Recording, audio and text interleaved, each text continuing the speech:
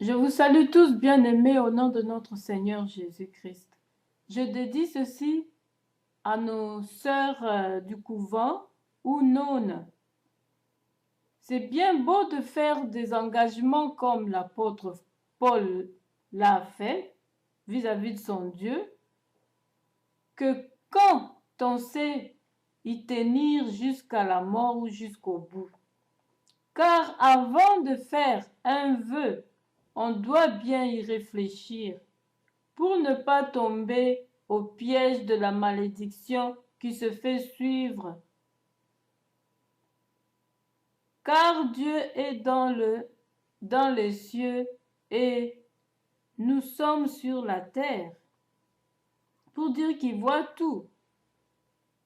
À savoir que le célibat ne vient pas de Dieu. Mais si ces vœux ont été faits parce que Dieu vous a vraiment choisi pour ça, gloire à Dieu. Sans cela, vous risqueriez de brûler ou de tricher en coulisses, comme le font déjà beaucoup parmi vous. Pourquoi traiter durement son corps que pour ne pas entrer en contact avec les gens? Car on traite durement le corps pour hériter le royaume des cieux. Car le corps a des désirs contraires à l'esprit et est inimitié avec Dieu. J'admire nos sœurs évangélistes qui partagent leur vie au milieu de la foule ou avec des gens de toutes sortes. Pourquoi? Parce que ces sœurs savent se servir de la maîtrise de soi, le fruit de l'esprit.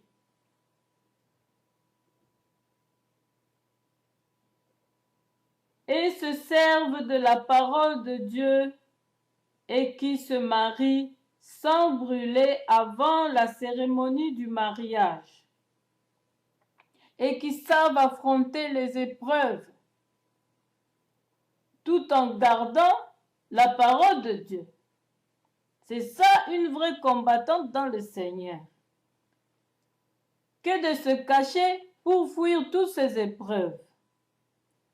Sachez-le que le couvent n'est qu'une prison dorée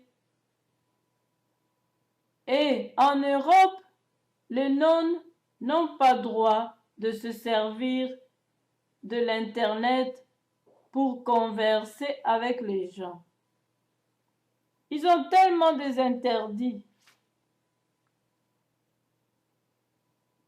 Mais seulement, faites-le pour hériter le royaume des cieux. Évitez aussi de brûler en coulisses. Mais quand vous le faites et que vous brûlez en coulisses, c'est en vain que vous vous êtes cachés dans vos prisons dorées. Car le royaume des cieux, vous ne l'hériterez pas. Mais faites-le pour une bonne cause et ne trichez pas non plus pour hériter le royaume des cieux. Je vous respecte tous, bien-aimés. Que Dieu vous bénisse.